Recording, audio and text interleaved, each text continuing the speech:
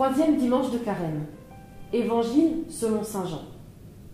En ce temps-là, Jésus arriva à une ville de Samarie appelée Sychar, près du terrain que Jacob avait donné à son fils Joseph.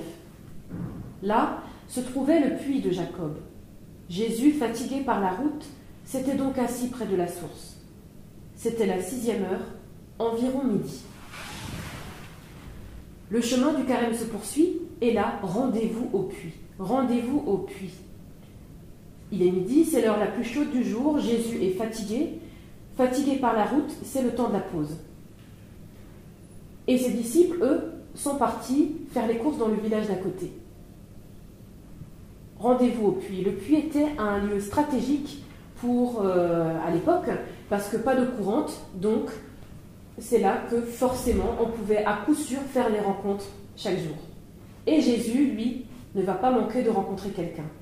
Il rencontre une femme qui vient à ce puits puiser de l'eau, son eau quotidienne avec sa cruche, avec sa jarre.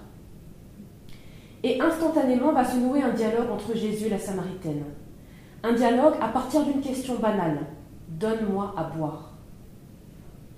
Alors le puits est profond, mais la conversation entre les deux va être encore plus profonde. Et les puits au Proche-Orient, au Moyen-Orient, sont vraiment aussi des lieux de rencontre, de passage de vie, surtout à l'époque. Et dans la Bible, c'est au puits que naissent les plus belles histoires d'amour. L'histoire entre Isaac et Rebecca, entre Jacob et Rachel, ou encore entre Moïse et Tsippora. Bref, le puits est un site de rencontre à l'ancienne. Alors, est-ce que la Samaritaine, est-ce que cette femme va remplir sa cruche finalement et va repartir avec sa jarre pleine? Rendez-vous en groupe pour vivre un temps de partage et découvrir ça dans vos paroisses, dans vos groupes, autour de ce 3e dimanche du temps de Carême. Venez, goûtez, savourez.